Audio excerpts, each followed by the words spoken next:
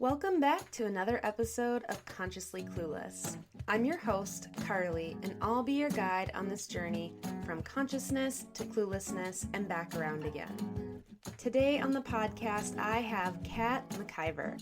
Kat is an astrologer and holistic wellness advocate who provides guidance and growth through mindfulness and nutrition. Using astrology, she helps others discover their unique cosmic blueprint and unlock the keys to embodying their most radiant life.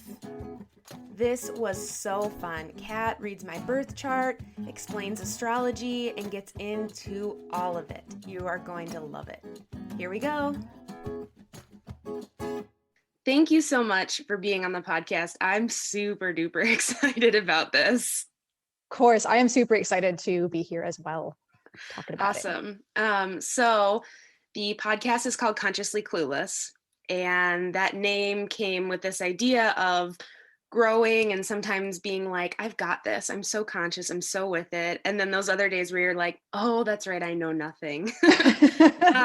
And everything in between. So I really like asking people when they're on, like, where are you at right now on that spectrum from conscious to clueless? Like, what are you feeling?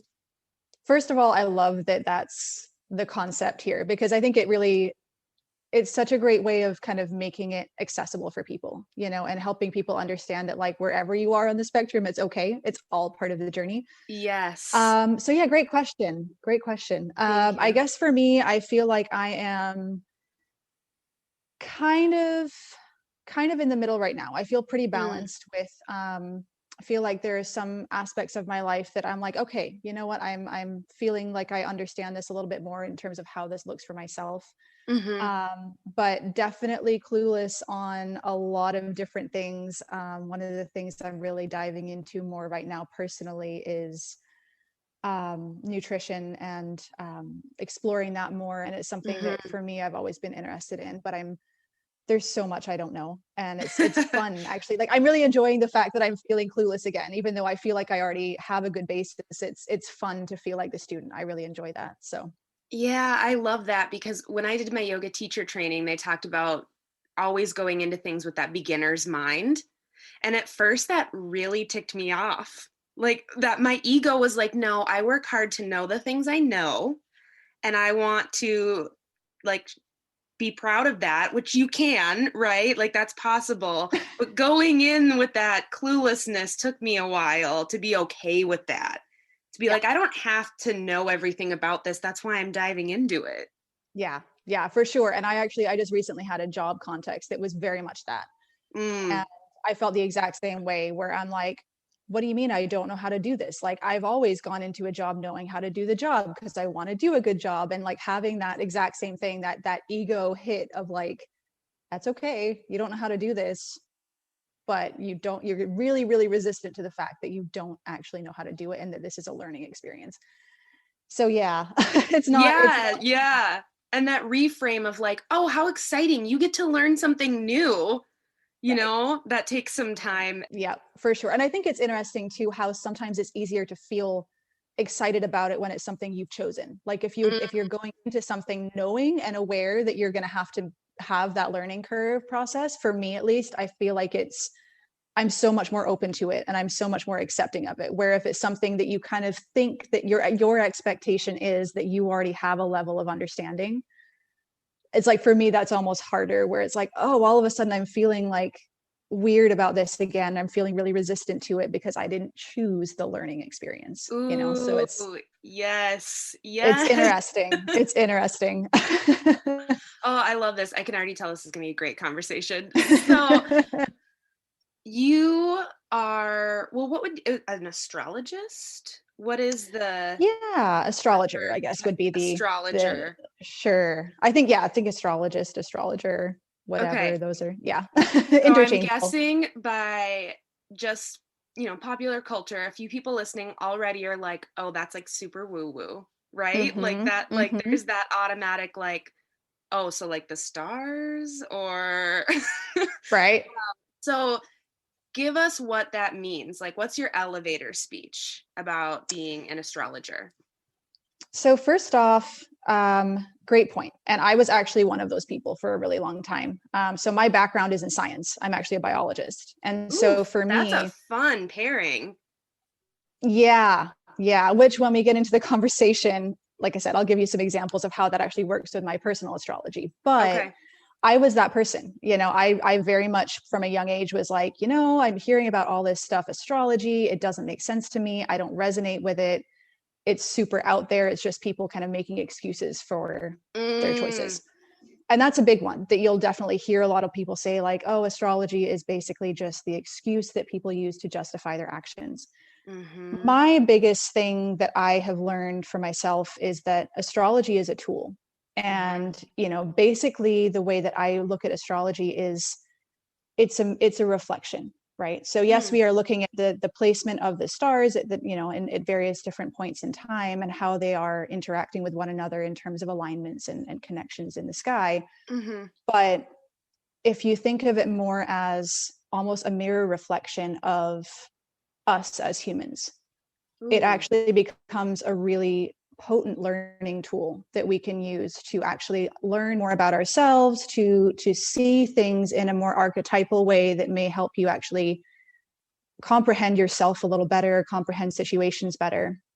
um, and for me, that's become the biggest asset really of astrology, and what really got me hooked into it, I guess, is starting to see it as this thing that was actually super useful, rather than something that was an excuse or something to tell Right. you what to do with your day at any given point. Like, if you want to use it for that, that is what it is. But for me, it's like, this is actually something that we can use to understand ourselves at a much deeper level, and that in a lot of ways I think can help people have more compassion for themselves on their learning journey. So I love that you started with Ooh. that ego difference. When we're on the learning journey, there is so much of that that comes up for us individually in different blocks, and having that oscillation between feeling excited and feeling scared and frustrated. And that's something that astrology can really help you understand and break down in a way that's not accusatory. It's not in any way something that you have affected it, but it's something that, for me, I see it as like your blueprint settings. And if you can Yeah. understand that through astrology, that gives you an amazing tool. Yeah, I really love the imagery you gave about the mirror reflection because I Mm. love that imagery that helps me. And I think of this, this beautiful reflection from the sky. First of all, that almost brought tears to my eyes because that I is know, a I'm getting chills you saying it. yeah, that is a beautiful way. But the word that came up for me when you were talking was validating. Like it's Yeah. validating of the things we experience or the things we do, and not in a way an excuse, right? Like you said, but just in this like, oh, this is a part of my makeup. It makes sense I respond to these situations that way, or this, or whatever it is. I like the Yeah. idea because that's what it's become for me too, is this tool, and I joke like, okay, that was the full moon's fault, obviously. And sometimes that's valid. Right, absolutely. And this is where I think it gets confusing for people, right? Because there are a lot of cases where you're like, oh no, I can see the direct correlation between these two things happening. But like you said, Yes. to be able to recognize that and not use it to enable, but just to validate, to understand, to have compassion for, and then Right. move forward with that. And I like, for me, it's been fun to see it as like not only a tool, but a playful tool. Yeah. Not this guideline not a regimen or something to live and die by, but just this like playful tool to add in makes it's fun to think of it for me for that way. Yeah, absolutely. And that's how I feel as well. It's something that you can, and the more you can see it like that, the more you can see it as something that's fun to explore, something that's Mm-hmm. fun to experiment with and see what resonates for you and what doesn't. That's absolutely the way to view it, coming into it with just that kind of very curious um, perspective is definitely great. Oh, I love all this. So I have never had my birth chart read. I know like my moon, sun, and rising, and I know a little bit about them, but not much. I've been diving in. I always joke about being like a Pisces through and through. but I Yep. I looked at my birth chart once. I think I like found one of those online places where you can put it in and see things. And then I saw it and I was very intimidated and I closed it. And that was the last thing I did because I was like, I don't know what that means. So, but I'm very excited. So you've looked at my stuff Mm-hmm. and maybe have some insight to share. This is very exciting. So Yeah. how does a reading work too? I mean, this is, I guess, to explain for people, we're going to kind of walk through my birth chart and maybe if you don't mind, like, what does that mean? Like, what is a birth chart? And Yeah. then what does a reading of it mean? Yeah, absolutely. So great place to start. So with the birth chart, what that means is it's literally a snapshot of where the various planets were at the time of your birth. Mm-hmm. So one of the things that we look for in and ask from a client, from an individual when we're running a birth chart, it also can be called a natal chart. So those terms are interchangeable.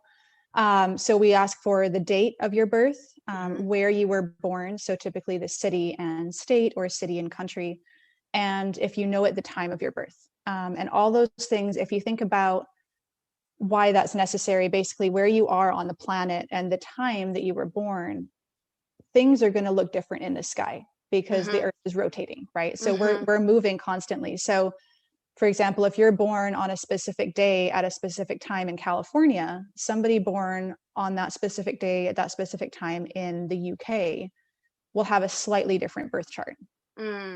And some of these things actually move very rapidly. So like, for example, your moon placement, the moon placement changes every couple of days. Right. So what's it's in, what zodiac sign it's in changes every couple of days. So that's the basically what makes up your birth chart is we ask for those pieces of information from you. And basically, like I said, that chart is a reflection of what the sky was like. It's literally a snapshot of your birth time when you entered this world in physical form. That is what the sky looked like at that time. So that is your reflective pattern, right? If we're going to use that analogy. Yeah. And basically what that can tell you and why it's really important to look at your birth chart is, as I said, for me, that the way that I like to phrase it for people is that's kind of your blueprint settings. So this is sort of your base tendencies. These are your perhaps indications of what you are like as a person on just a completely innate level.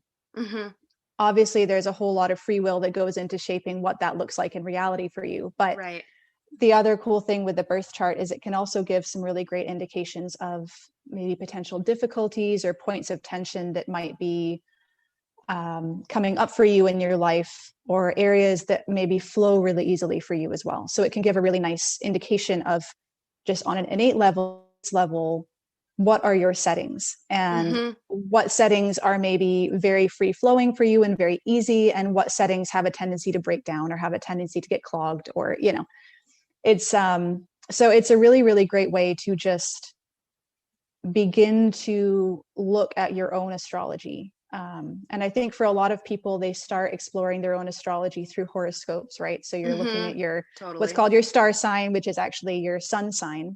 So that's one of the things we'll talk about today, is how the different planets actually interact in your birth chart and in your astrology. But that was where I, like, personally, that was what really turned me off to astrology, is because I was looking at my star sign and I'm like, oh, I'm reading horoscopes and I'm like, oh, these just don't resonate for me. Like, none of this is making sense to me. None of this feels like it's me, quote unquote, Which would totally make you be like, this stuff isn't real. Like, if this is supposed to be me and it feels nothing like me, then why would I pay attention to this? Right, exactly. You just kind of write it off. It just, like you said, it becomes this thing, just, oh, that's just made up. That's just people, being woo-woo, whatever they're doing. Right. So like I said, that's where, when you actually then look at your birth chart and go through your birth chart with an astrologer, that's where, as we'll do with yours today, that's where you can start to break down some of these other planetary placements. We can look at the house system, which is another really important aspect of astrology that was for me where it really started to click into place, is once you add in the concept of houses in your birth chart. And then we'll look at the different signs. Obviously, everyone has all 12 signs in their birth chart. So the 12 signs being Aries through Pisces. Right. Everybody has all of those things in their chart, and it just depends on if you have planets in those signs or if you have certain aspects going on. They might be more important in your day-to-day life. But that's the other really cool thing, is that it's incredibly inclusive when you think about the fact that we all have those 12 things. Everyone can relate to one aspect of each sign in different ways. Right. And how that impacts you, how that is expressed, depends on your specific chart. But it's a really great way to kind of build those bridges between people as well. Yeah, I was going to say, I love that. I never thought of it like that. Like, we all have a little bit of every sign. So there's connection points with every single person. Absolutely. And that's the biggest thing, right? Is when you can understand your base settings, not only can you understand and work with yourself a lot better, but you start to handle your relationships to other people differently as well. When you start to like, okay, my tendency is to do this. I'm now aware of that tendency. So when I'm interacting with this type of person, I'm aware that that tendency maybe is going to be really resistant to them, or they're going to be really affronted by me approaching something in this way because that is jarring for them, and you can start to kind of existentialize a little bit and look at your interactions with all kinds of other people and situations and contexts in a much broader sense. So before we dive in to my stuff, I want to circle back because I got so excited about my birth chart that I forgot a question I was going to ask you, is how you got into astrology personally. That was going to be one of my first questions, but I was like, my birth chart. Right. I can't wait. I'm too excited. So excited. Yeah, absolutely. So for me, like I said, I was definitely not into astrology at all. I think it's something that I feel like there was always part of me that had it on my radar. So I guess I was always interested in it, even when that interest was to disregard it, weirdly. But I guess for me, it probably was about 10 years ago now. So I am 32. So yeah, it was probably about 2022 when I first really started to dive into astrology more and started to understand the impact that it could have on my life personally. So for me, it did start personally, where I don't really remember if there was anything that was particularly pushing me in that direction. I feel like I just kind of started reading more things. Things just started to come up on the radar for me about parts of astrology, like, oh, what's your moon sign? I'm like, wait, what? There's a moon sign? Yeah. I thought it was just my star sign. Like, what are you talking about? What does that mean? And I'm a natural, like I said, I'm a scientist. I'm naturally a very curious person. And I love learning. Like, I love diving into topics and learning about them and understanding them more deeply. So that was kind of my rabbit hole into astrology, was just like these little tidbits of information that I'd see. And I'm like, what is that? What does that even mean? And the more research I did, the more reading, I started watching YouTube videos on it and looking at different astrology readers on YouTube and reading a bunch of different articles. And the more I started learning about it, the more I started to uncover this whole other world that I was not even aware of. And all these other aspects that makes up an astrology chart. And that was where it really started to make more sense to me, where it's like, oh, well, of course, if you're not just talking about one individual thing, you're talking about all these different things combined. Oh, that actually starts to make more logical sense as to why this can be so much of a blueprint for an individual, because that was another thing that I always had a hard time with, is someone saying, well, okay, so my son is in Leo, right? So someone saying like, oh, you're a Leo. Me too. I'm a Leo as well. Like, oh, that's great. And then interacting with that person and feeling like, but we're so different. How can this even be a real thing if we're both quote unquote Leos, but we're totally different people? Yes. So that disconnect for me was really based around not understanding all the different aspects that go into the chart. So yeah, it was a very gradual process. And just kind of over the years, I just kept wanting to know more and kept wanting to know more. And yeah, started basically just, I guess my role as an actual astrologer really just started with interacting with friends and having conversations and like, oh, have you ever looked at this? Have you ever, looked at your chart? And they're like, no, I don't even know what that means. Right. Like, it can be very overwhelming to just see this circle with all these symbols. And it's like, I don't know what any of this is. And when you actually can break it down, it's for most people is very intuitive actually, but the imagery of it can be a little off-putting. So yeah, kind of a very natural process, I guess, but also thank one you that, yeah. for sharing that, because I think it's so interesting, the juxtaposition of this biologist astrologer. I just love that. I think it's so cool to Right. see all the intersections and all the different ways that people can come to this practice. Yeah, absolutely. And that's, like I said, that has been one of the biggest things for me, is just seeing it as something that is reflective, seeing it as something that is a learning tool, that's a healing tool, that can be incredibly, like you, I love your word validating. Like it can really give you so much more opportunity to grow into yourself. That's one of my biggest things as an astrologer, is to help people understand that, like, you don't have to be any kind of way to access the learning tool that astrology is. Like, you just have to have the information. You don't have to be into all these other things if it's not comfortable for you, if it doesn't resonate. You can be exactly who you are and still learn and grow and have access to that toolkit from whatever access you want, you know? I love that. I love that. Beautiful. So let's dive in. Are you ready to dive into your chart, Carly? Yes, I'm very ready. Okay, perfect. So I just want to, there's a few things that I want to just go through real quick, just so that we don't lose people on the way. Because this Totally. It's intuitive, but equally there are some kind of base building blocks of astrology that it is very helpful to at least grasp what we're talking about before we start. So pretty much, if you, and also too, if people wanted to at home, if you want to look up your birth chart at home, you can just, there's a ton of great web resources where you can just type into Google free astrology birth chart. Okay. And there's a host of websites that come up that you basically, you input those pieces of information. So your location of birth, your date of birth, and your time of birth, if you know it. And they will generate your birth chart for you. So you if can you have visualize a favorite one, maybe you can share and I can put it in the show notes. Yeah, I mean, Cafe Astrology is great. They give you a lot of information. Also, Chani Nicholas.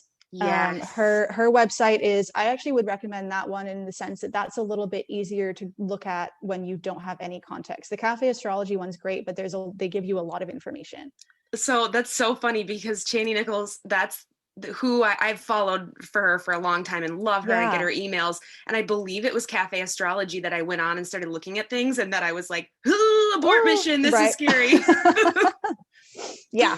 And I love, I have Chani's app as well. So that's also just a little plug for that. It's really great. But yeah, I just love the way that she kind of, on the way that hers is visualized. It's a little bit more, it's approachable. Accessible. Yes, absolutely. Okay, so like I said, if people want to look up their birth chart at home as well, then you can kind of look, and we can talk a little bit about these things, and you can have some context for yourself too. So one of the first things that you'll see, you'll get a circle. Basically, what comes up is a circle, and how you read this circle. This is basically, so this is, like I said, this is the snapshot of the sky at the time that you were born. That's what your circle is showing you. And it will show you the various different zodiac signs. And if you have your birth time, that's one of the reasons that the birth time is super important, is that shows you where your ascendant point is. And that's literally the point that was on the eastern horizon at your time of birth. So that changes every 2 hours or so. It's very dependent on time. Wow. So again, like, I could be born on the same day in the same place as somebody and have a different ascendant sign. Right. Because I was born in the evening, they were born, say, first thing in the morning. Right. And why that's important is that actually, your ascendant point is where we start counting the astrological houses from. Okay. So there are 12 houses in astrology, just as there are 12 zodiac signs. So it's houses 1 through 12. So we have all of them. And your first house starts at the point of your ascendant. Okay. And that's, again, some people don't know the time of their birth, and that's okay. You can still get a lot of really valuable information, even if you don't have that. But if you do, that truthfully was one of the major points at where I started to appreciate astrology. Interesting. Your ascendant is, just to kind of dive into that part real quick, the ascendant is, like I said, also known as your first house. And that is kind of how you present yourself to the world. It's very much about your, I guess, like kind of how you project yourself. Okay. And what you like people to view you as. It can also have a little bit to do with your actual, physical appearance as well. Okay. So for me, my ascendant is Aquarius, which is very much about, Aquarius is kind of the scientist. Aquarius is the, the philosopher scientist is kind of how I like to say it. But, Aquarius is very concerned with, the traits of Aquarius, I should say, are very concerned with kind of global change and, humanity as a whole, and kind of the externalized context. So for me, understanding that, like, oh, that's actually my first house. That's my sense of self. Interesting. Scientist brain who wants to externalize, who wants to extrapolate everything and understand all the different pieces of it. All of a sudden, that started to make a lot more sense in context of my Leo sun placement. And I could start to actually really understand, like, oh, now all of a sudden this does start to make sense to me in terms of how I view myself.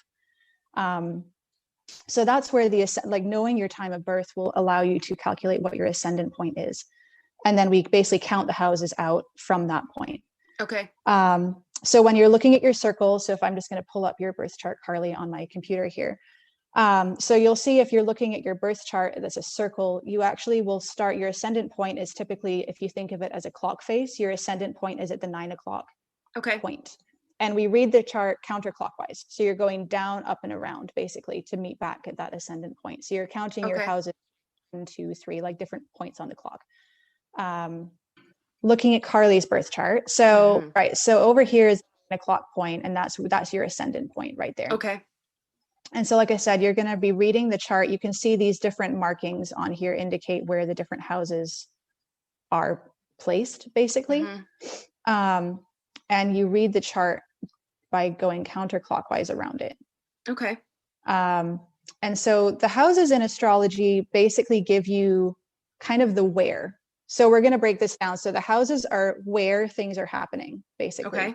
The context, right? So like I already said, your first house is going to be the first little wedge that you can see there.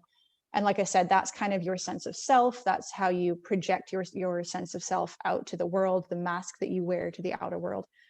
And then the second house is going to, if we go counterclockwise, is going to be down here. The third house is going to be next, and so on. Got it. And each of these houses corresponds to different contexts of life, basically. Okay. And we'll go through those as we go through your chart. Okay. And then each of these houses, you can see, if you're looking at your birth chart, will have a little glyph inside of it, and that just represents the zodiac sign. So because this can get a little congested, typically we use glyphs and symbols to represent the zodiac signs or the planets. So that's where, again, it can be extremely disorienting if you don't know what you're looking at. You're like, oh, there's all these weird symbols, and they're all like, there's the lines, and I don't know what I'm looking at. Yes. So your first house is in the sign of Libra.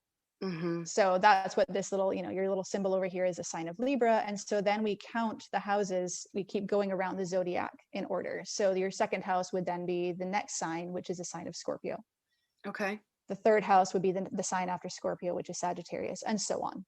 Okay. So you can see so for example, my ascendant point is Aquarius. So I would be starting the counting of my houses at Aquarius. And so my second house would be Pisces. So you see, so it can actually make a huge difference in terms of the context of where your planets are placed. Totally. The context is going to be different depending on your ascendant. So then the sign, so like I said, your first house, which is the context. So we're talking right now about how you present to the world, your sense of self, what that means to you, is in the sign of Libra.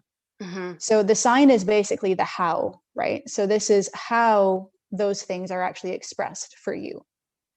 So Libra would be how you express your sense of self, or how you express yourself to the world, how you project yourself to the world.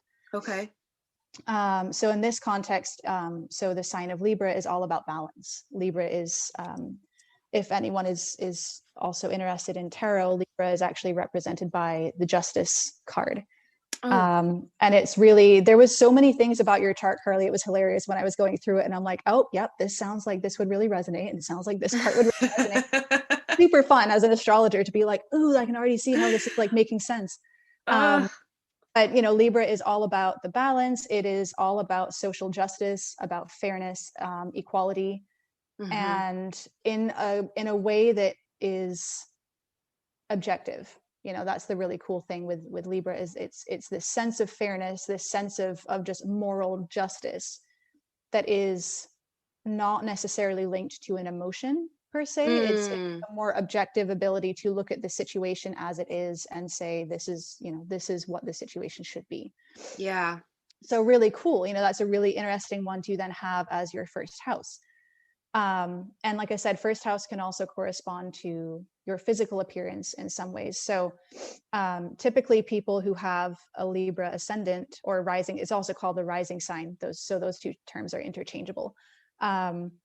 But they typically are seen as very attractive to other people. Regardless of what you think of yourself, people who have a Libra ascendant are typically seen as very attractive people. Interesting. Visually, yeah, which is really cool. And are have very balanced features. That's another weird thing with Libra ascendants. It's they almost always have very balanced facial features, which is really interesting. I'll try and remember that when I'm feeling right. See, there you go. Confident, okay, well. Right. This is the mask that I wear. So, and then, like I said, if you have then planets in any of these houses, right? So let's move on to your second house, because you do have a planet right here. Okay. So your second house is Scorpio, and you have Pluto in Scorpio here. So when you have a planet in a particular sign, that tends to mean that there's a little bit more emphasis on that sign.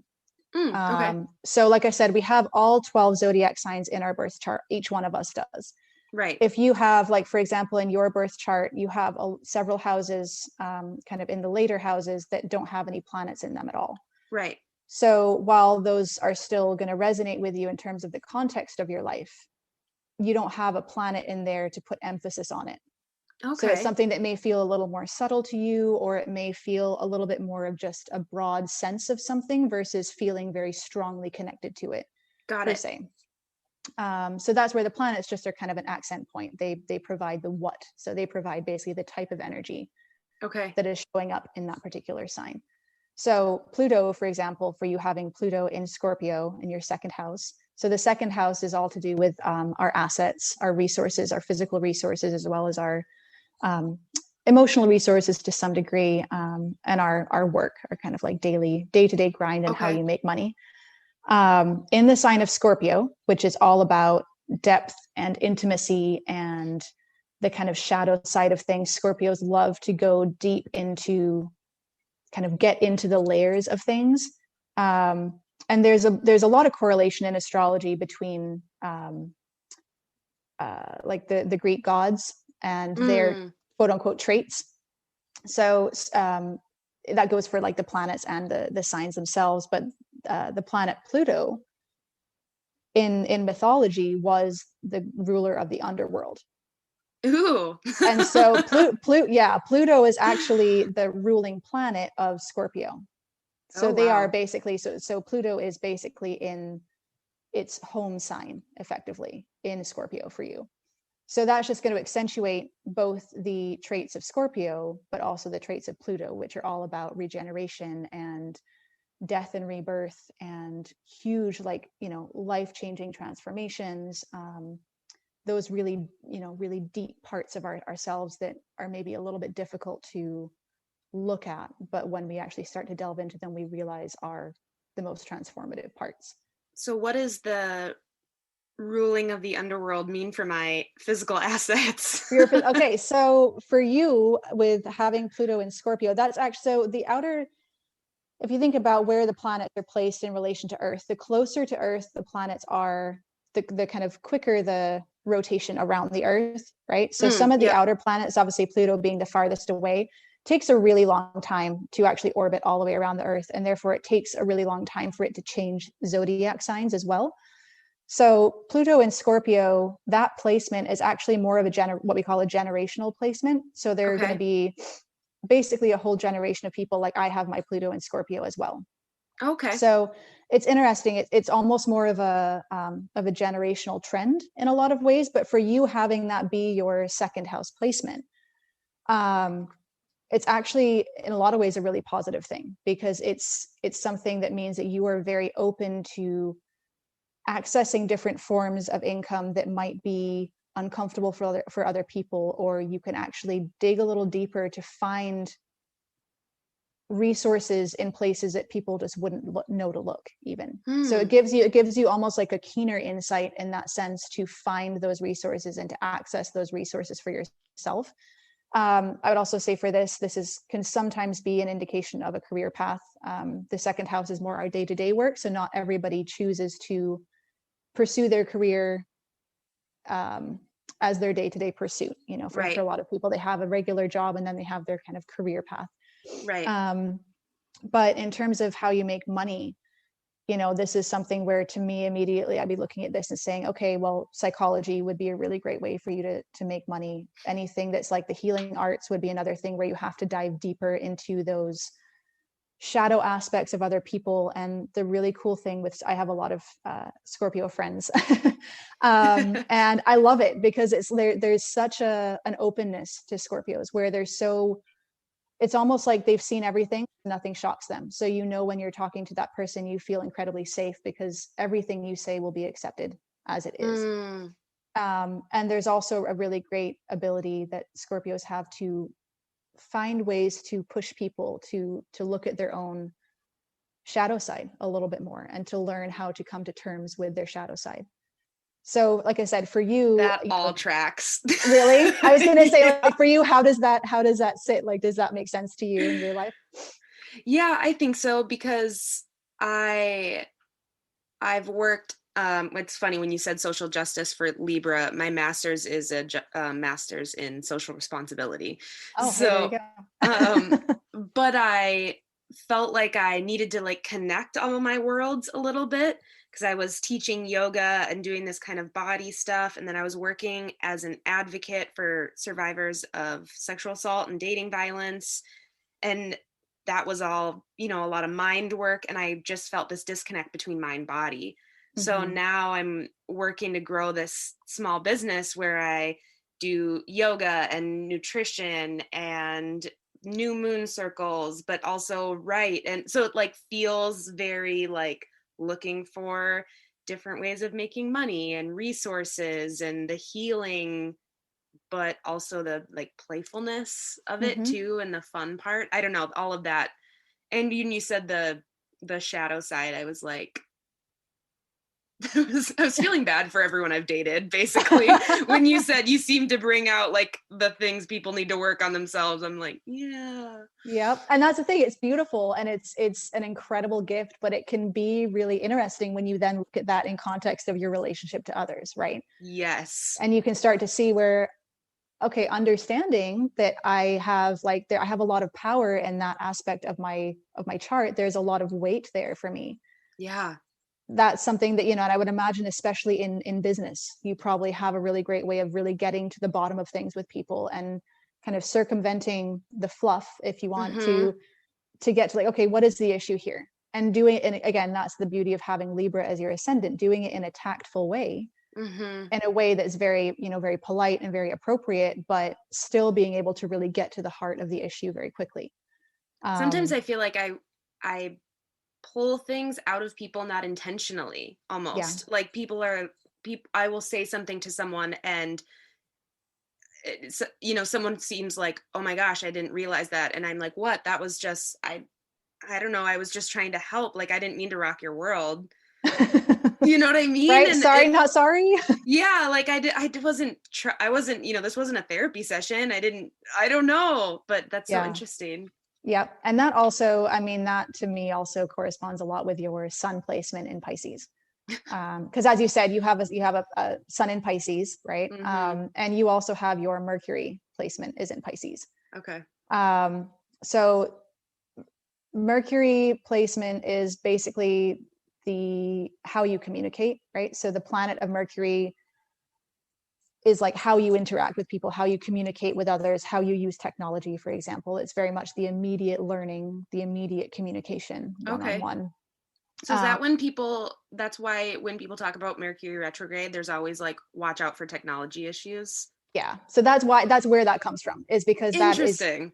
so Mercury, again, we have this way of saying like Mercury rules these things, right? And that's just a way of saying it seems to reflect very well on these specific things. There seems to be a correlation with what Mercury is doing and what these specific areas of life are doing as well.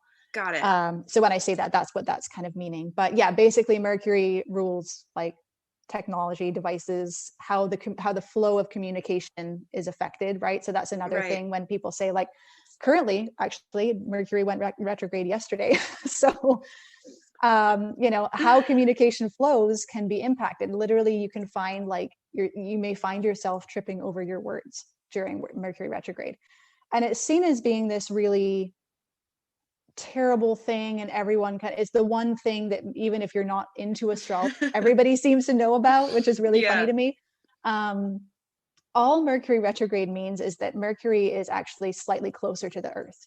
Okay. And it doesn't actually the planet doesn't move backwards. It just, if you can see it in the sky, it actually appears to be moving backwards just because of how it is like where it's located in relation to Earth. Oh, okay. But energetically, so this is the other thing with astrology, is there is a lot of kind of energetic components to it, which is why I like to think of it more as a mirroring, right? Because your energy, it's not necessarily the planet doing the thing. It's more like energetically, I feel that in a very reflective kind of way.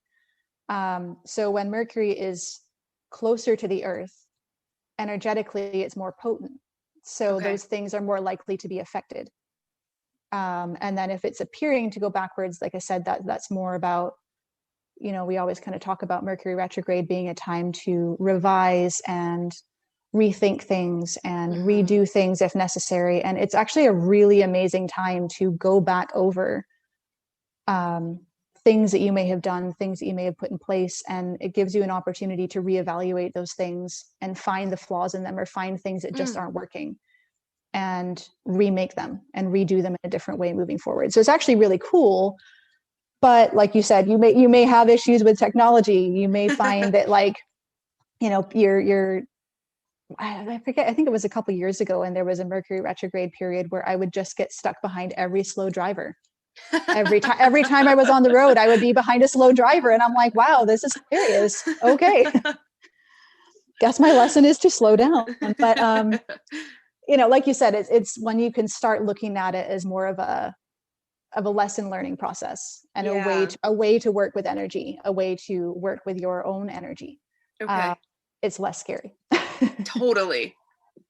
So yeah, like I said, going back to you kind of feeling like you pull information out of people, having a Mercury placement in Pisces, Pisces is so the other thing about zodiac signs too, before we get too far into this, is that there are different, every zodiac sign corresponds to one of three elements, or sorry, one of four elements, excuse me.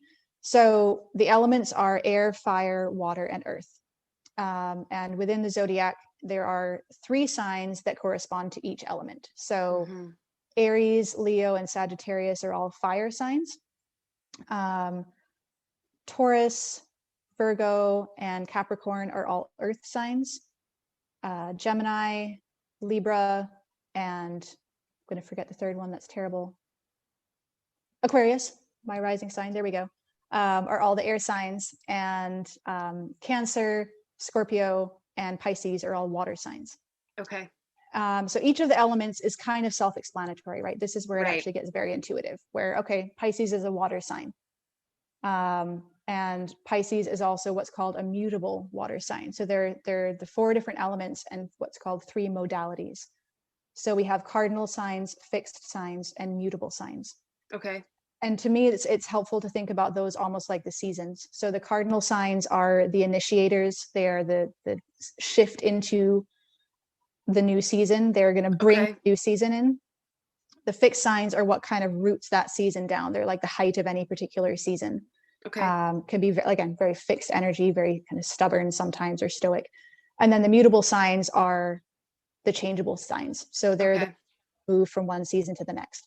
So Pisces, being a mutable water sign, is something that, like, Pisces in general are very, very good at intuitively getting at the underlying story from other people. And for you having both your Sun and Mercury placement in Pisces, there's a lot of weight in Pisces for you, right? Having that context of Pisces, Pisces being kind of the how you express your Sun sign, how you express your Mercury sign. And for you, it's actually in your, let's see, 1, 2, 3, 4, 5, 6. It's in your 6th house. So that's your house of work and health. So another really cool thing is that for you, you probably find that in the context of work and or health, which are things that you have brought together, this is a way that you are feeling called to help people. A way that you're feeling called to communicate with people is through the world of health and bringing that Piscean aspect to that intuitive health, ways that you can heal yourself, ways that you can think about your world in a more holistic way. Pisces is often seen as being very dreamy, and that typically is just because they have this beautiful ability to see beyond walls. They can see beyond the kind of norm of things and see how everything fits together as a whole. Ooh, you just made my stomach drop. Ooh, yay. That's exciting. Yeah. So, I mean, like I said, Pisces in general, I find is such a fascinating sign because it really, it can be very nebulous depending on where Pisces falls in your chart. And if you have planets in Pisces, it can be very nebulous. It can be very scatterbrained sometimes because there's so many kind of diffuse thoughts happening all the time. But the really beautiful thing about Pisceans is that they have this very deep artistic core and this deep need to help humanity on some level. And so for some people that comes through art, and they help humanity through expressing themselves through their art and speaking for people in that way. Pisces in general, also with that water element to it, is, like I said, it's very intuitive, it's very emotional. And so you probably, even though you don't think that you're doing it, when you're communicating with people, you probably have a very intuitive way of understanding what it is that they're needing to speak about, or what they're really trying to get at. And to you, it just feels like they start talking about this stuff when you weren't even trying to go there. And yet you probably very subtly were actually subconsciously picking up on their energy and feeling what they actually wanted to talk about. And then like, okay, hey, did you want to talk about this? Go for it, and giving them then that platform to express themselves. And so it becomes this really beautiful conduit that is so healing and can be so soft, with that water element. It can be, Pisces is often a very nurturing sign in the sense that it's so accepting and provides that just freedom and space for people to be who they are.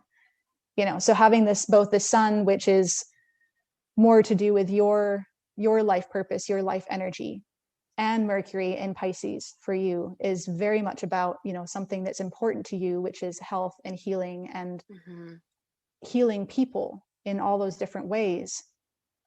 And having that communication planet there as well is such a great combination. And also to have something like a podcast, where you're using the airwaves, you're using your communication exactly to express something that's really important to you. Does that relate to, so I've learned as I've gotten older to protect my energy, which I feel like is such a buzz phrase, but is so crucial, because I didn't realize how sometimes I act like a sponge and soak other people's energy up, and then I forget to like wring myself out. Yeah, and absolutely. I think that I had a hard time with that because let's say working with survivors, it took me a long time to realize just because I'm good at being an advocate doesn't mean it's good for me.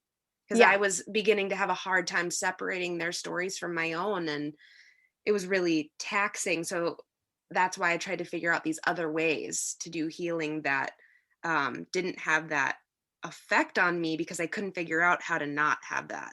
Yeah, absolutely. And it's something that is, I mean, it happens to everybody in certain ways, but it's something that is a real issue for Pisceans for sure. And it's funny because I actually had that in my notes for your chart, is that like, may often find that you are an emotional sponge, and it's hard to know what's yours and what's somebody else's.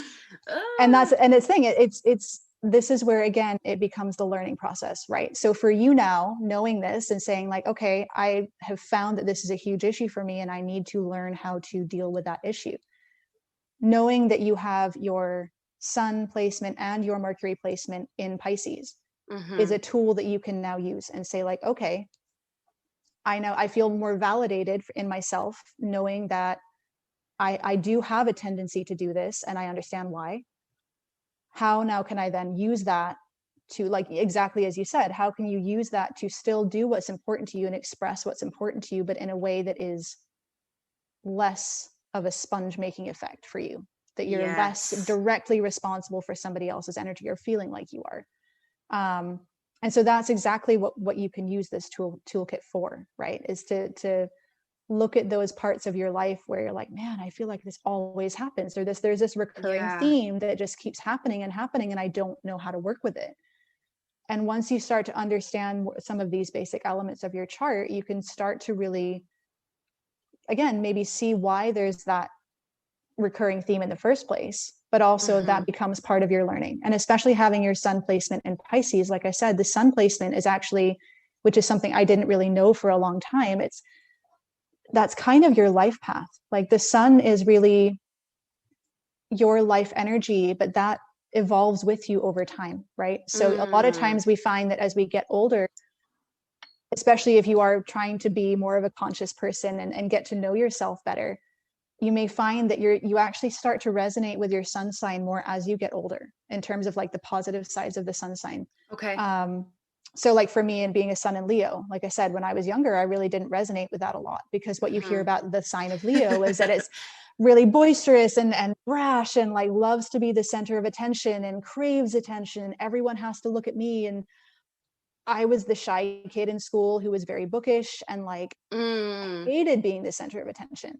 So I'm reading all this stuff, and there's certain elements that I could resonate with, but like, man, this just isn't me. And as I've gotten older, I realized, okay, I don't want to be the center of attention in that way, but I really appreciate when people listen to me.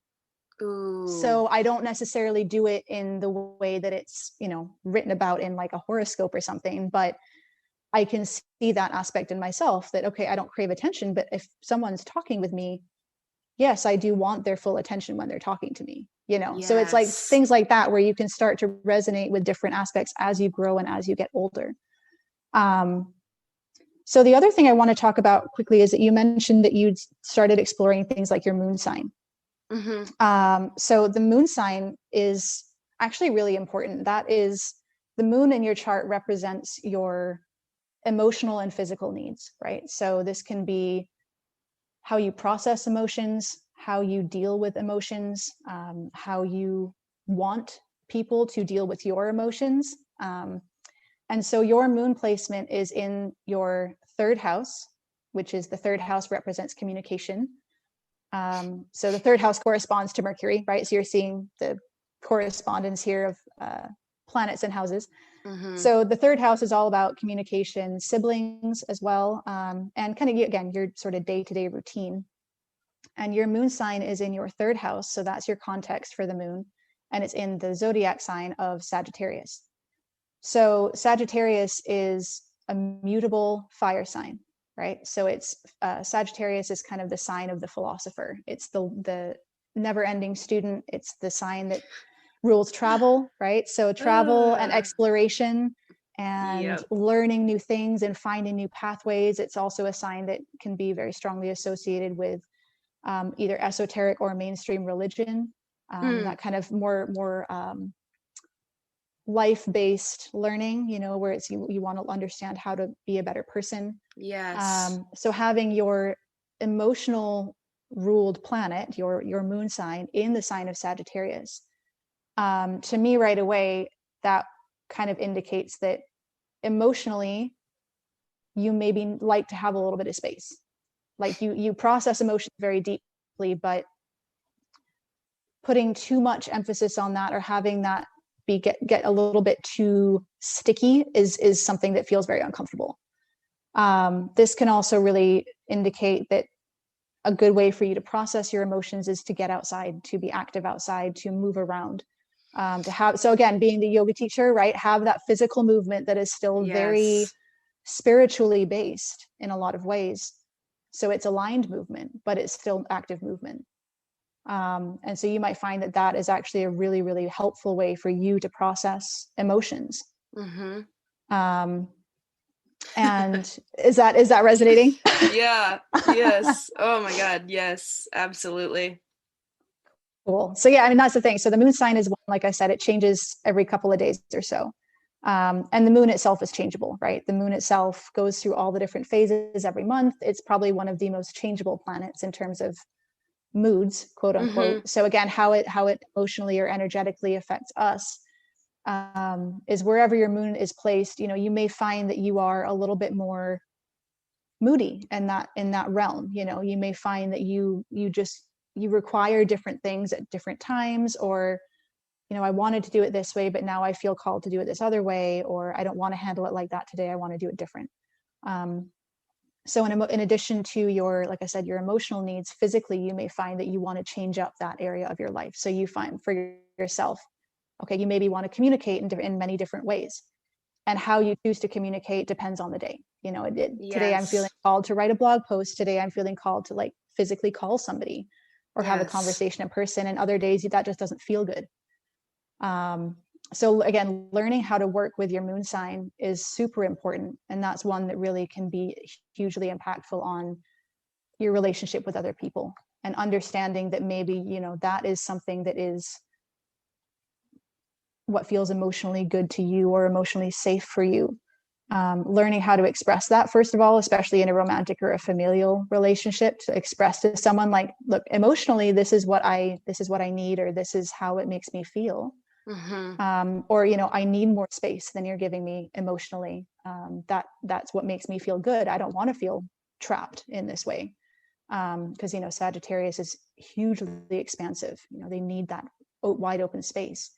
To have that understanding that that's your base setting can make it so much easier to interact with people. And all of a sudden it becomes less of a personal infringement and more of just like, okay, well, maybe I need to express that I need this better. And I understand that I need this on an innate level. So it gives you it actually empowers you more to be able to speak up for yourself and speak up for your needs when you, like you said before, you have the validation, you understand that a little bit more on your base level. And that then gives you the ability to express that more clearly to others as well. Two things that come up for me when talking about my moon in Sagittarius is, one, I talked about this on the podcast a few weeks ago, is that I feel like a lot of us, many of us, specifically women, but truly everyone, gets an underlying belief or something put upon them when they're young, like this like foundational lie, like you take up too much space, or you know, whatever it is. And mine that I come back to when I'm in a dark place is that I'm too much to handle. And I remember feeling that and dealing with that for so long, like for as long as I can even remember, that I would be worried that I was too much, whether it's too boisterous, too outspoken, too opinionated, too loud, too emotional, too everything. And so like that moon in Sagittarius and that communication and that emotion, like where does that fit in? I mean, just as you're saying all of that, that makes total sense, honestly, in the sense that like your emotional body is highly attuned to the fact that you sense and you have this probably innate need to be expansive, to be ever expanding in your learning, in your emotional body, in your healing, you know, in your every aspect of life. You probably feel the need to expand, but because that's where your emotional seat is, and also, again, I would say that corresponds with your Sun in Pisces placement as well. Right. And the ascendant in Libra. See, this is where you start to draw the correlations between different points in the chart, because your moon sign and your sun sign and your ascendant are all about expansion and balance, expansion and balance. So the Libra is very much feeling the need to bring yourself back into like rein yourself in, so you're not going too much one direction. Yep. And that's what you have this need to project, but also you're probably emotionally feeling this need to grow, this need to expand, to be more, to just be expansive.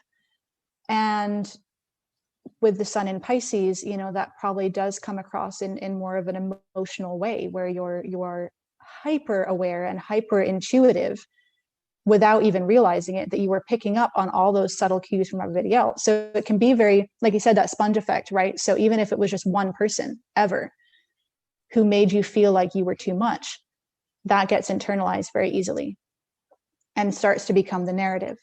And so for me, you know, it makes a lot of sense. And that sounds like that is a narrative that is something that will be part of your growth and your learning, and will allow you to, you know, will maybe even be the catalyst to allow you to take up as much room as you need to and not feel bad for it, you know. Oof. But we're again having that moon sign understanding that, okay, my emotional body sits in the sign of greatest expansion, of greatest wonder, of greatest knowledge, of greatest learning, of again, like Sagittarius is the sign of philosophers, of teachers, of gurus, you know, like all these different leadership roles that require expansion and require us to look beyond the bounds of normalcy in a lot of ways, of what is acceptable. But understanding that, you know, and that's the thing, right? It's intense, and that may continue to be a friction point for you. But what that immediately says to me is that that's something that, working with your chart, working with that understanding of these different placements, and that's something that too, you know, if we were actually to do like a sit down reading, we'd probably go into more of the aspects between the different planets, right? Because how different planets interact with one another can create points of friction in your chart. I did some energy healing work a couple times with someone that I adore, and we talked a little bit about astrology, and she asked me for my sun, my moon, and my rising, and I told her, and she was basically like, "Oh, honey, yeah, wow," and I was like, "What happened? What does it mean?" Yeah, I know. And I was like, I don't know what that means, but you look concerned. And she was like, have you had a rough go of it? Have you like your whole life just felt really pulled in all these different directions, and like you're not, and just, is it confusing sometimes? And I was like, yes. And you know, like it's that when someone starts to say that, you're like, oh, they're a wizard. Like, right. like, right. How do you know this? But it was also interesting because what she said to me, and I'd love to hear your thoughts on this, is that, and this was the first time all these things really started to click for me, was a few months ago when this woman said this to me, because she was like, well, Pisces really is like a little bit of everything. Yeah. So I told her, I said, this feels so silly, and this feels so like I'm trying to like pat myself on the back or something. But whenever people ask like, oh, are you introverted or extroverted? Or are you this or that? I always felt silly because I always wanted to be like all of it. I genuinely feel all of it. I never can pick one thing or another thing. I feel this way because some people are like, I'm strictly extroverted. Right. Or I'm just using that as an example because that gets talked, extrovert and introvert gets talked about a lot. But she was like, well, it makes sense because it's a little bit of everything that you would feel. You feel all of it. I was like, yeah, it's exhausting. Yeah. Yeah. Is that right? Or does that make sense? Yeah. Yeah. No, absolutely. And I totally agree. I mean, and that is the thing with Pisces. I mean, Pisces is in the zodiac signs, Pisces is the last sign. So yes. If you think about it of a learning journey throughout the zodiac, we start with Aries, which is basically the baby of the zodiac. Pisces is the end. Pisces is you've gone through everything, you've lived through everything, you've seen everything. And what you're left with is the emotional body of knowledge of everything that you've experienced. And so, like you said, especially having that be your sun sign, having that be basically the sponge point. Yeah. Not only do you feel everything from everybody else too. And while that's a beautiful way to learn vicariously, right? It can be a really cool way of learning and experiencing vicariously. It, like you said, it's exhausting because you're so energetically aware of all these different things that, maybe some people simply are not aware of. And I can already see what you're saying about how learning these different things makes sense, because I've always resonated with Pisces, but I did sometimes think to myself, like, but the stereotypes about Pisces are just that almost like they're weak because they're Right, so right. Which I emotional, hate that. and I hate that too. But then I think of all the other things we've already talked about, and we haven't even gone through everything, but like I'm really fascinated by this piece of Libra, because I'm like, well, that's my like strive for justice, and Mhm. that's my desire to be like fixing things. And the Pisces part, like I can already see how this is helpful. I'm just so excited. I'll shut up. You keep Oh going. no, not at all. And but that's the thing, right? Is like, and this is where, again, when you're looking at it in singularity, when you're looking at just your sun sign, yeah, maybe for some people there are even a lot of aspects of that that really resonate. But when you start looking at it in context of your entire chart, in context of the houses, which gives the context in the first place, right? And then where these different planets fall, how the different planets interact, you start to really get more of a picture of all the different facets of yourself.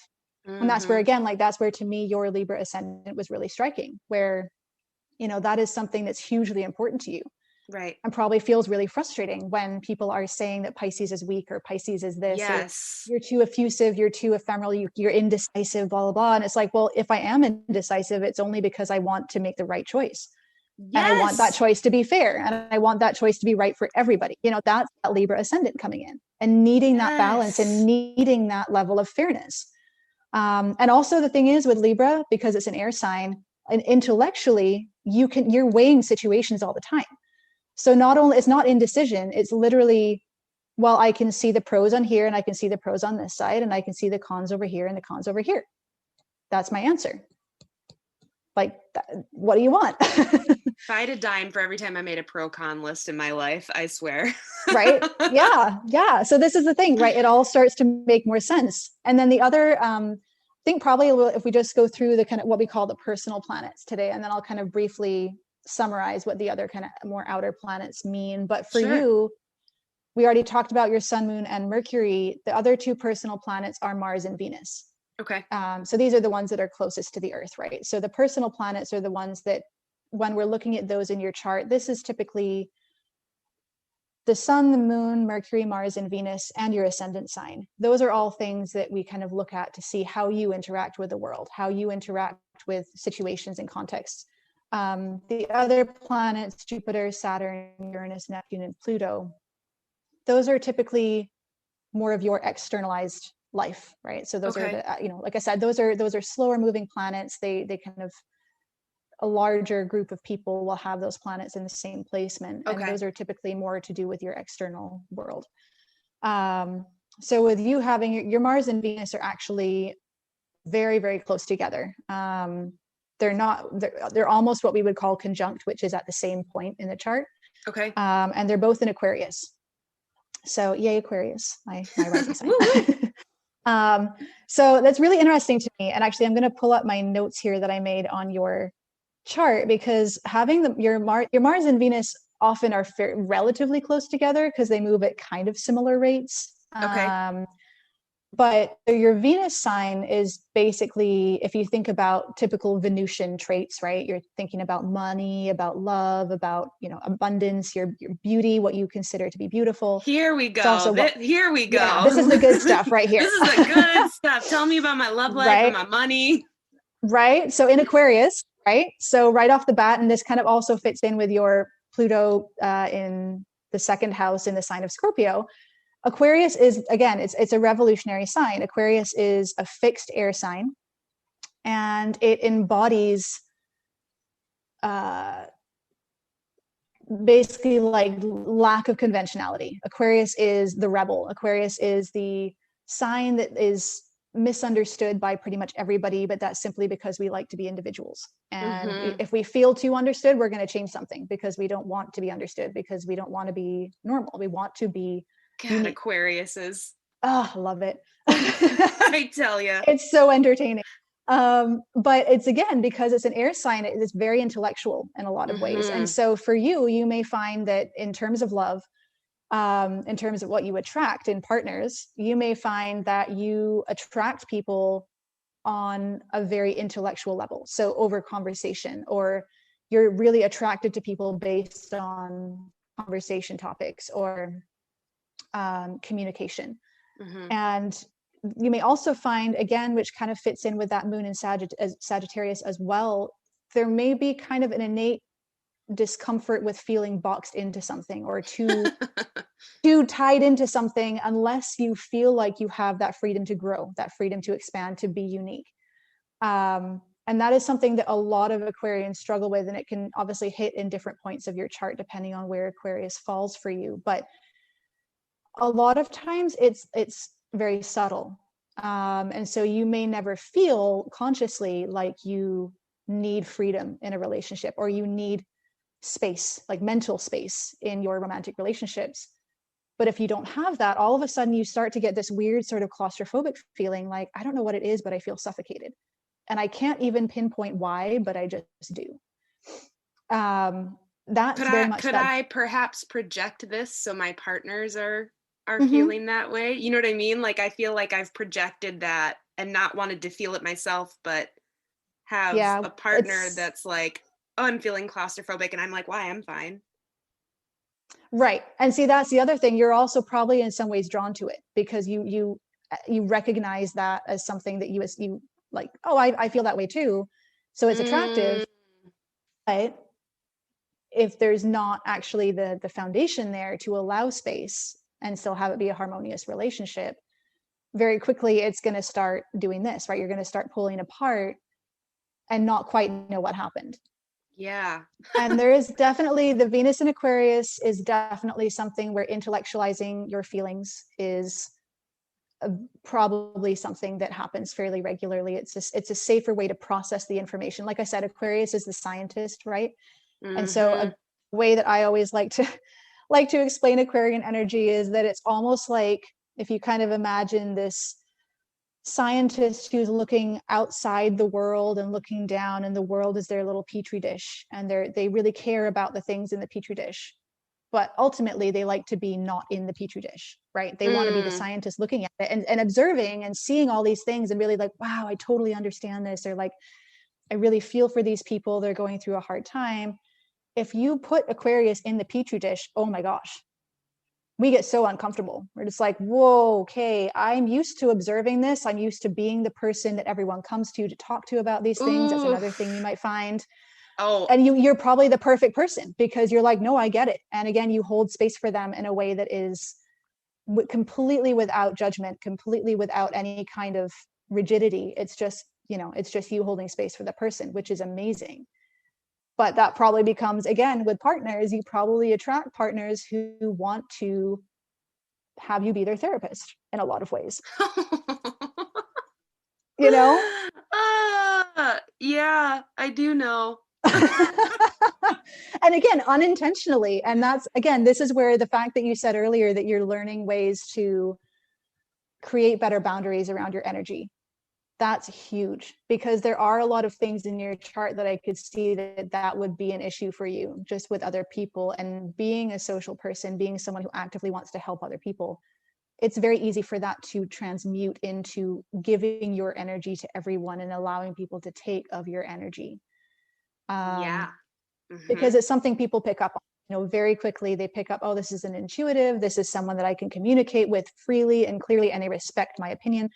That's becomes very easy for people to even unintentionally take advantage of that. I've talked a lot about this on my platforms, especially, in 2020 for all of the craziness that year was. That one of the biggest lessons I learned is to be able to ask for help, because traditionally I've said out loud so many times, I'm so much more comfortable being the person people come to. I want to psychoanalyze. I want to be the scientist. I don't want to ask for help. I don't want to need help. I want to be the help.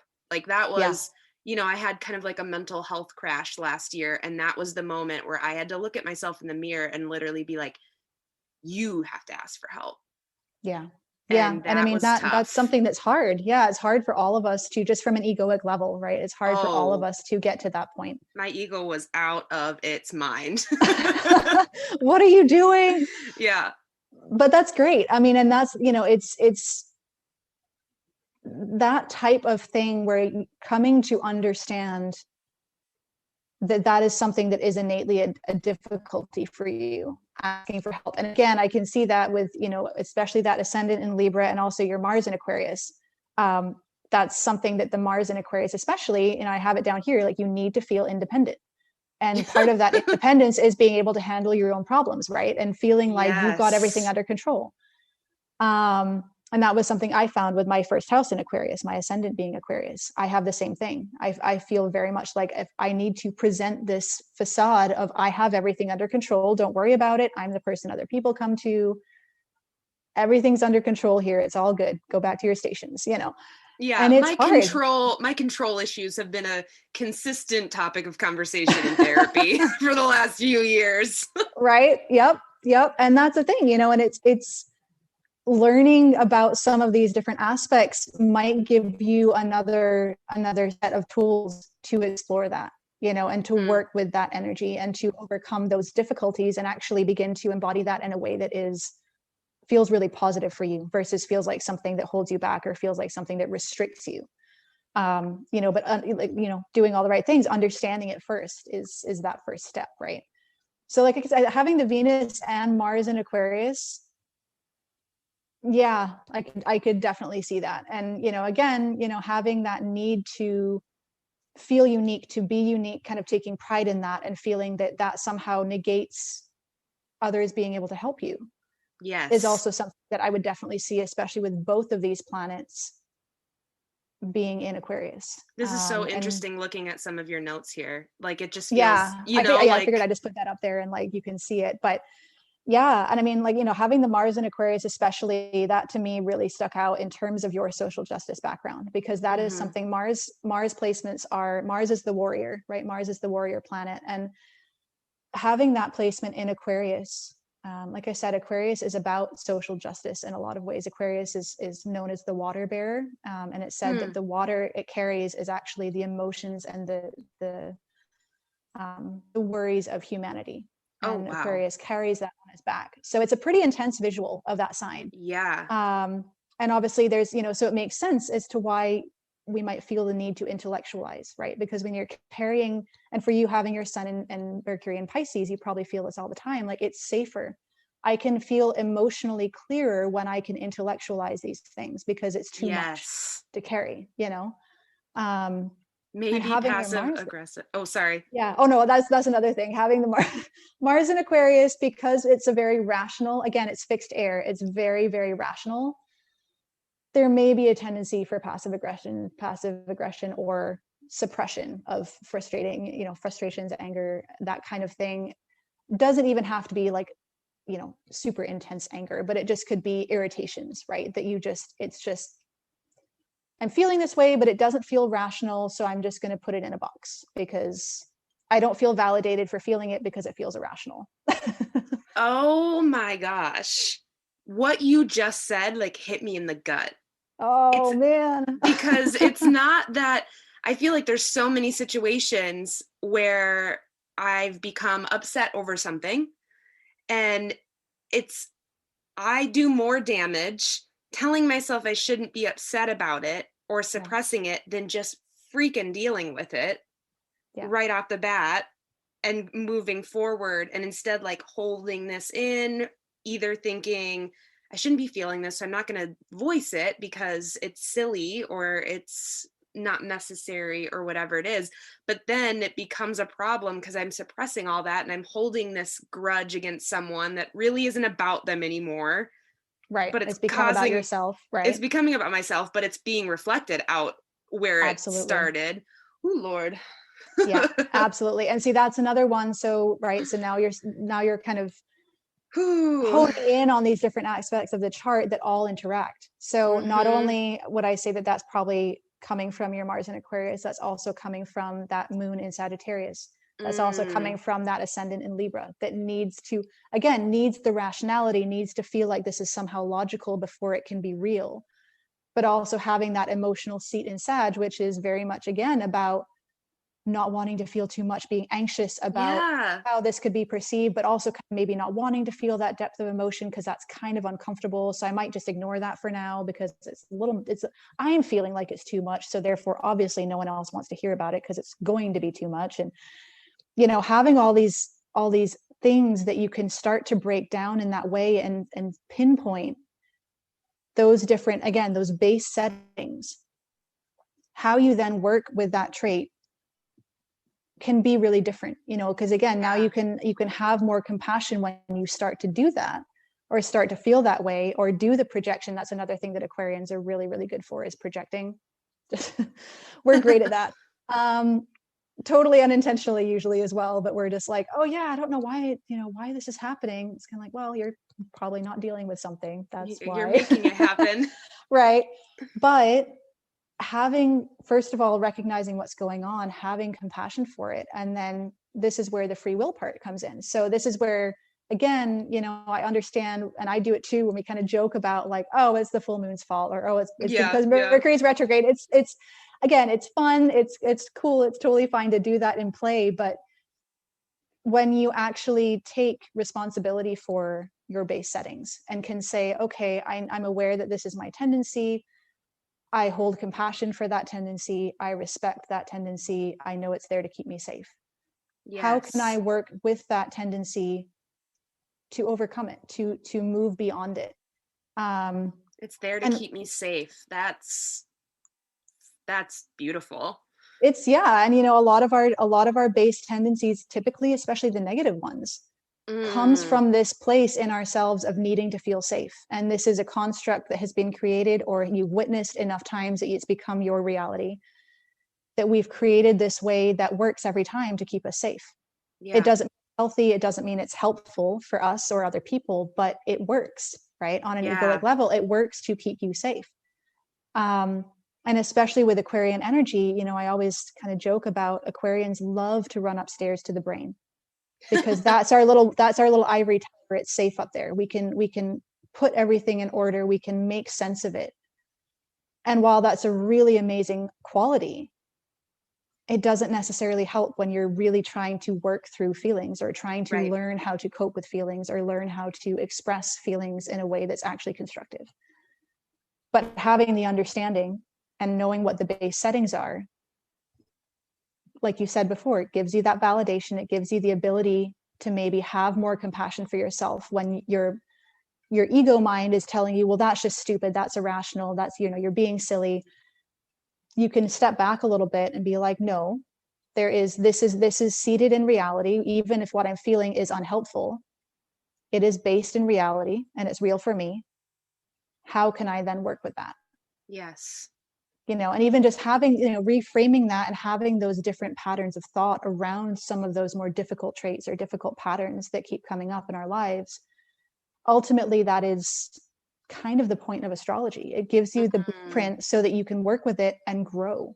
Right. And, you know, work with your sign, work with your Mars and Aquarius, for example, to embody the best parts of that placement, you know, which is this incredible need to stand up for people who can't stand up for themselves, to defend everyone's right to be unique and to be equal, and, you know, have those incredible traits of Mars and Aquarius. And then, you know, also be able to deal with the more difficult sides of that placement and grow and learn through that to overcome them. I feel like, especially when we're talking about the Venus and Mars, where some of the things that, you know, I have to work on a little bit more are coming up.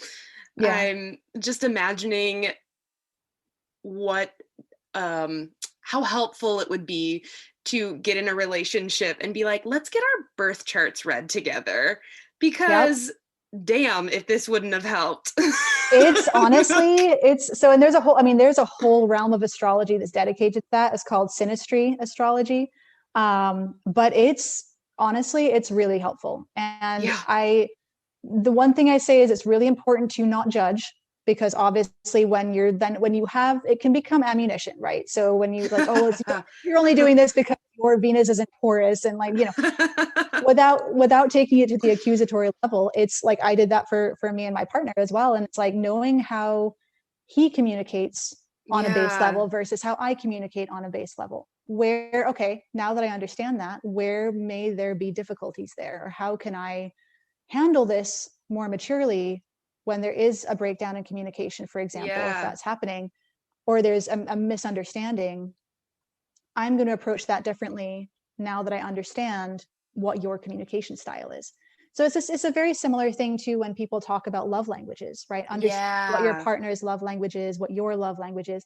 It's the same concept. Understanding that base setting of yourself, of your partner, and how those then fit together. It's actually super important, and I would definitely recommend it. That's amazing. Oh my gosh, my head is spinning, but in a really good way. And that is the thing. It's like, it's a lot of information.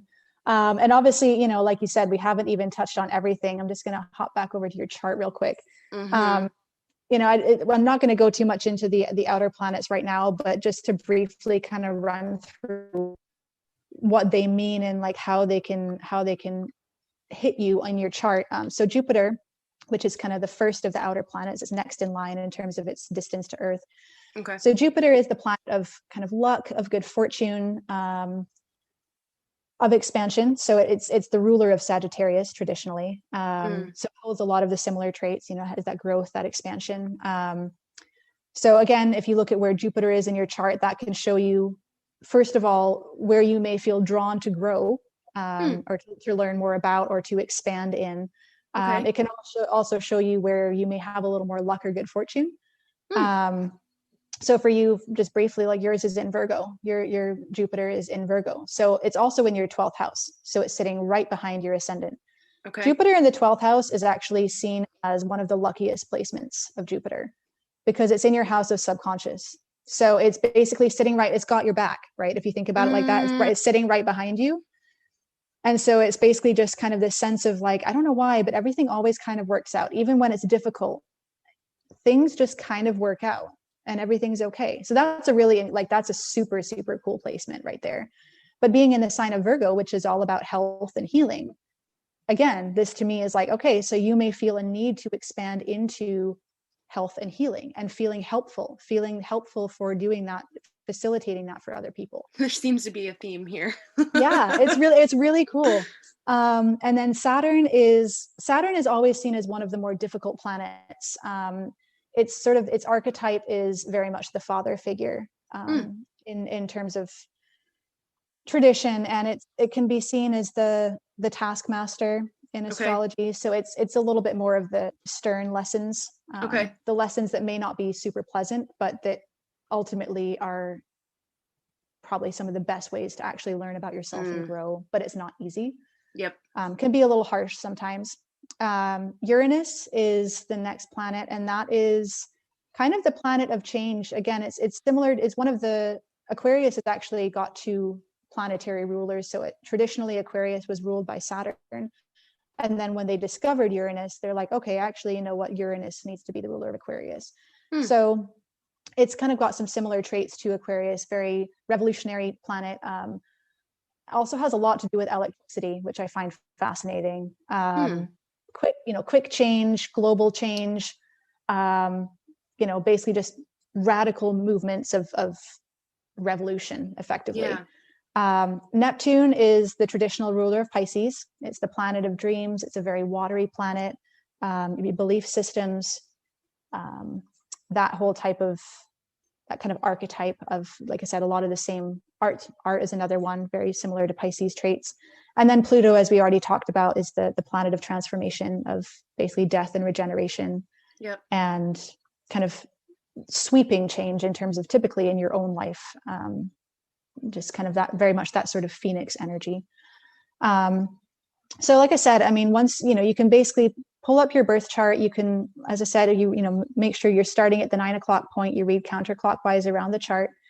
And you can start to see there's usually some really helpful little keys on any of these platforms that you can get a free birth chart, and you can look at the little key and find out what each symbol corresponds to. You can look at what sign your different houses are in. You can look at what planets are in what sign. And like I said, I mean, there's even just a quick glance, even if you just look at, as you did, even if you just look at your sort of sun, moon, and rising sign, that can already tell you a lot about, about your personality, about your tendencies, your traits. And, obviously if you wanted to go deeper into it and actually get a reading, this is basically what we'd go through. And typically the way that I structure my readings is obviously kind of see where the person's level of astrology is first and go through some of the basics that we've gone through today. But also, I'll basically then walk them through each of the planets in their birth chart and each of the houses in relation to the planets, and typically we end up going through more of the aspects as well, and what that could mean in terms of how easily or more difficult those planets or expressions are happening in your chart. So I have a question. Yes. My 29th birthday is next month. Really? And I do a reading. And that's fine with me. That's not even where I was going, but yes, please. Good. I have heard about Saturn's return in the 29th year, and it has me nervous. Can you just like briefly say what that is? Yes. So any planet's return is basically when it comes back around to the same point in your birth chart that it was in when you were born. So your birthday is your solar return every year, right? So basically your Saturn return is when Saturn comes back to the same point as it was on when you were born. And typically what this means is that it usually lasts for about 2.5 years. And it's a pretty fundamental point of growth, really, is how I would describe it. It's usually where you sort of look back. And it's kind of ironic because it typically happens, like you said, between 29 and 31, depending on how intuitive and how sensitive you are to those energies. It basically is a point where you may find yourself looking back over your life and really evaluating where you want to go next. So it's a point where you can often find that things or people are leaving your life, and perhaps new things and people are coming into your life. There's a little bit of a shakeup there. And so it can be very disorienting. Because that's how 2020 felt. Like my 28th year was absolutely like a complete blow up of everything. Yeah. And I mean, especially for you, because you are that very much that Pisces energy of being intuitively aware of the energies, right? So if you're probably going to be more sensitive to when things are happening. Okay. So it's a little bit more of a stern lesson process. My advice would be to go with it, to try to be as conscious and aware of what's really happening versus how it might feel. So that's a big thing. I had my Saturn return. Mine actually started kind of the same. I felt that mine was starting at about 28.5. And Saturn is one of those energies that if you work with it rather than against it, the whole process can actually be incredibly freeing. If you're fighting against it, because it can be very uncomfortable, right? It's typically a lot of change. It's a lot of internal restructuring usually. And because of that, it requires a lot of clearing out of old energies. Basically, that's what's happening. Is those old energies are being cleared out to make space for the new. Oh, that's so very disruptive. That's so interesting, because the whole reason I started working with my energy healer was literally because I kept telling her, I don't know, I just have this intuitive sense that there's energy in me that needs to move and it won't move on its own. That just gave me chills. Wow. Yeah. See? So that's the thing. So intuitively, you already know what's happening. And you're already taking, it sounds like, really great steps to work with that energy. So I would honestly tell you, just continue doing more of the same. Be really, as much as you can, try to be open to the changes, rather than trying to like grab on to too many things. We established I have control issues here. So that would definitely be a recommendation. And honestly, like just engage that curious, playful part of yourself, you know, really be open to the changes, explore them, you know, see it as a way to learn about yourself, which it sounds like you're doing already, you know, use it as a way to explore different opportunities. And yeah, it's more of an intense, again, you know, Saturn is, again, it's more of that father archetype, right? So it is more of a learning process, and it's not sugar coated, you know, and so there may be some points where it feels really uncomfortable and it feels very jarring because it's kind of that unfiltered truth, right? Yeah. But through that, you can actually use it to really speed up the process. If you can go with that, you know, unfiltered truth and just cut through all the stuff and work with the energy, you can clear things out that really do create a lot more space for you to grow into who you're going to be. So pretty much anytime you have a return of anything, you know, it's a chance to clear, it's a chance to, you know, renew yourself. It's, you know, everyone at their birthday usually has, okay, this year I'm going to try to do these things for myself, or I'm going to grow into this space, or, you know, attempt these new things that I've always wanted to try. Same thing with the Saturn return. It just lasts a little bit longer, and it is typically can be a little bit more of a roller coaster ride, but sounds like you're doing all the right things, and don't fear it. It's it might feel more heavy, and I think for you especially, you may feel it as more of a heavy energy. But again, just keeping it in context of this is something that is there to work with you and there to help you create the best version of your life that you can. And to actually learn how, the biggest thing for me with the Saturn return is it's helping you learn how to embody the change that you want. And that requires so much growth and so much shift and change that it's super uncomfortable in a lot of ways. But if you can keep that as your foundation, you know, that'll help. Oh man, what a perfect way to end, because I like went through all of the parts of the chart and then like came back to like no, keep doing what you're doing. So I'll take that for sure. Yeah, absolutely.